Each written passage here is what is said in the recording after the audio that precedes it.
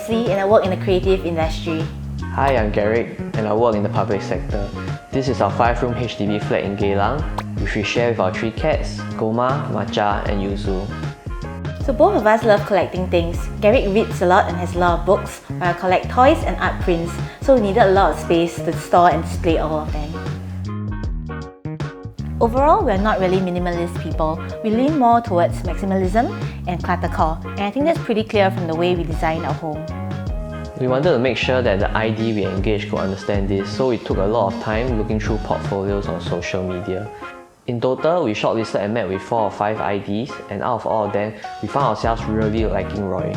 He was the one who truly understood what we wanted and had a lot of good ideas of his own, so it was a pretty clear choice to engage him. Both of us are fans of the whole mid-century modern look, so we went with darker wood tones that are sort of the foundation of the colour theme. At the same time, we also really like colourful things, so we incorporated pops of green, brick red and mustard all around the house. The highlight of the living room is definitely the cat feature wall and highway.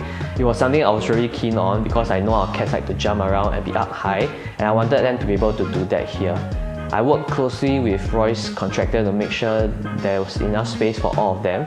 All the measurements like the height of the shelves and the width of the holes are based on the size of our fattest cat and how high she can jump. So they all seem to really love it. It's quite common to see them walking around on it or staring down at you from above, which is quite cute. You'll notice that we mainly rely on loose furniture. One thing is because they're easier to replace when they spoil, unlike built-in.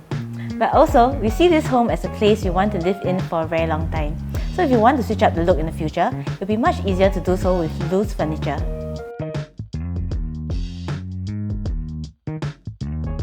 So for the dining room, it used to be further inside the house, but we thought that this layout didn't really make much sense since you won't be able to see the TV from there while you're having a meal.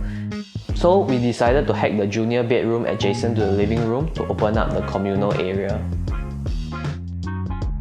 I knew from the beginning that I wanted a terrazzo countertop because I thought it added a fun touch to the space. I really like the one we chose for the dining table because it matched the brick colour very nicely.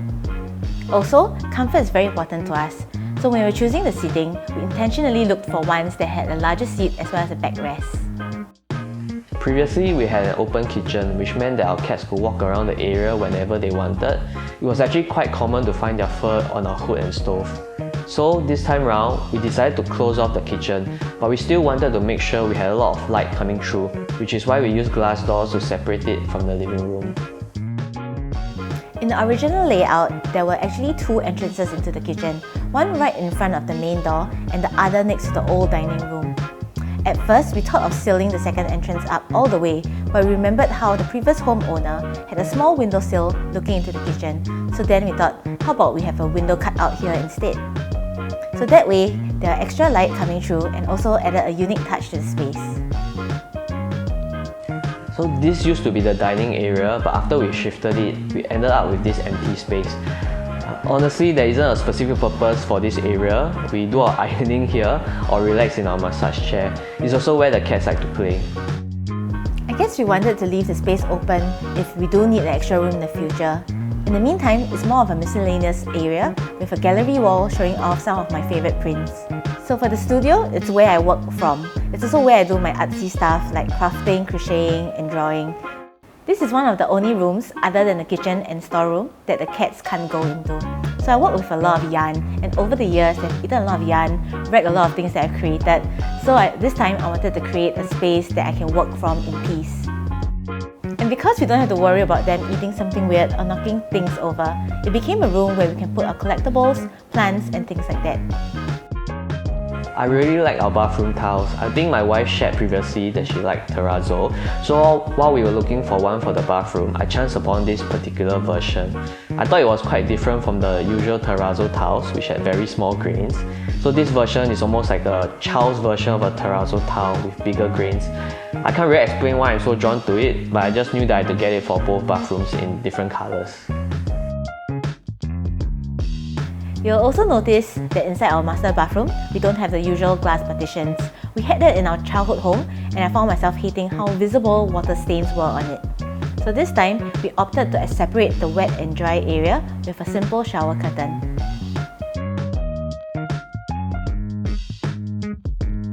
Our bedroom is pretty simple. I think we actually spend more time sitting in our living room than chilling in the bedroom, so we ended up prioritizing the other areas more.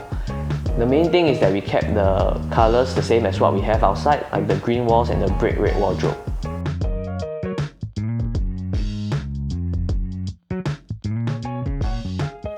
Throughout the renovation, I found myself appreciating how Roy made us feel very involved in the design process.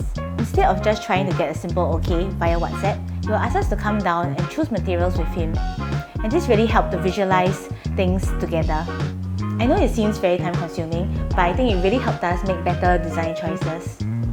Most people see the end of their renovation as a destination, but for us, the renovation was just the beginning because it's a good canvas for us to add new pieces and create new memories as we go along. So overall, I think that the renovation is a success and I hope that we can stay here for a long time. Yeah!